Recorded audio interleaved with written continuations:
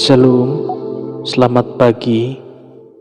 Bertemu kita kembali saudara dalam saluran ini. Biarlah tangan kasih Tuhan, pertolongan dan perlindungan yang daripada Tuhan selalu memberkati Bapak Ibu sekalian dimanapun berada saudara.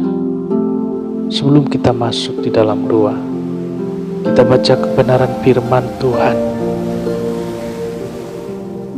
terambil dari Matius 5 ayat 3 saudara. Demikian kebenaran firman Tuhan.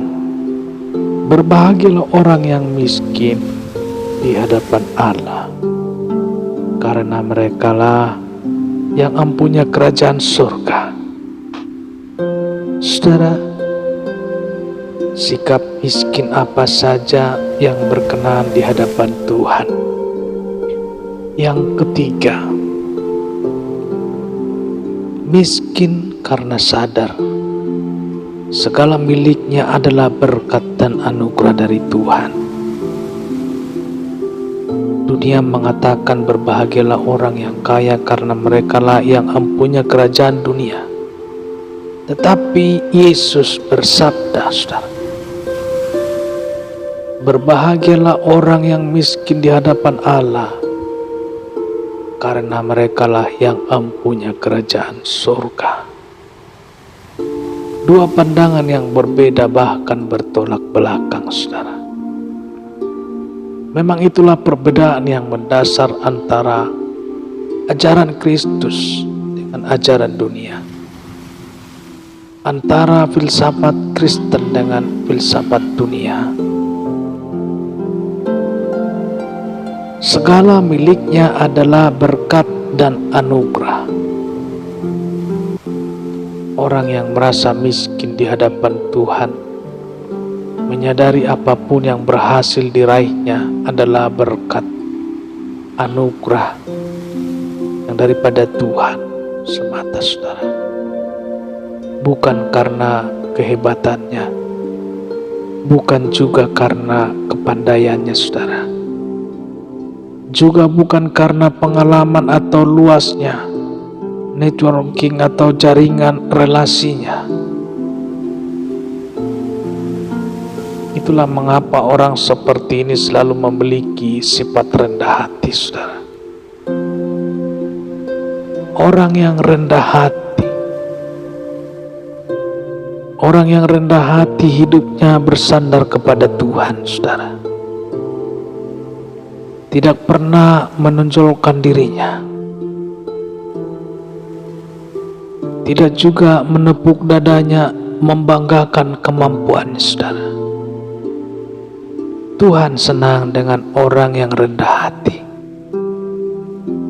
Tuhan akan selalu menyertai orang yang rendah hati saudara.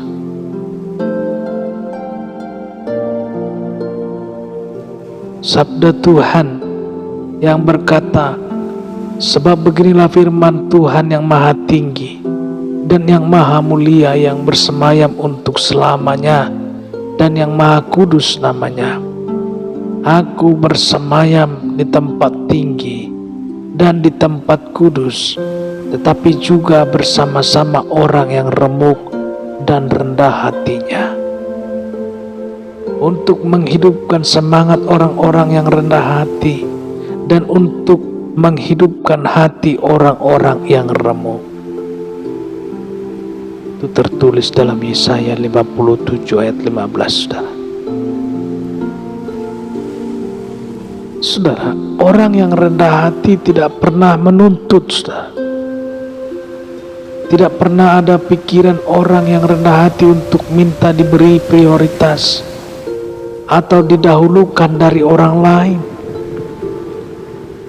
Tidak pernah merasa memiliki hak lebih utama dibanding orang lain saudara. Selalu mengalah kepada orang lain, mempersilahkan orang lain mendapatkan penghargaan, apresiasi. Tidak pernah merasa tersinggung apalagi sakit hati atas perbedaan atau perlakuan yang diterimanya saudara. Tidak ada konsep di pikirannya bahwa ia lebih berhak dari orang lain. Hebat, saudara. Sikap rendah mengesankan bagi banyak orang. Sudah kaya rendah hati pula. Sudah terkenal masih tetap seperti yang dulu, saudara. Sudah punya jabatan tinggi, tetapi masih selalu mengalah. Inilah yang membuat orang-orang terkesan dengan orang yang rendah hati. Saudara yang dikasihi nama Tuhan, menimbulkan rasa hormat yang mendalam dari orang-orang yang di sekitarnya. Jika kita rendah hati, kita akan terkejut kelak betapa banyak orang yang akan menghargai dan menghormati kita. Bagaimana Tuhan tidak jatuh cinta kepada orang-orang seperti ini? Saudara dikasihi Tuhan, jadilah orang yang miskin di hadapan Tuhan dan sesama dalam menunjukkan sikap rendah hati. Demikianlah renungan firman Tuhan pagi hari ini. Kiranya damai yang daripada Yesus Kristus, perlindungan dan pertolongan yang selalu memberkati seluruh para pendengar dimanapun berada. Tangan kasih Yesus yang penuh kuasa menjamah seluruh tubuh kita, supaya seluruh para pendengar disembuhkan dari segala penyakit. Dalam nama Tuhan Yesus kami berdoa dan mengucap syukur. Amin. Saudara, bertemu kita kembali dalam renungan firman Tuhan esok hari. Tuhan Yesus memberkati. Haleluya. Amin.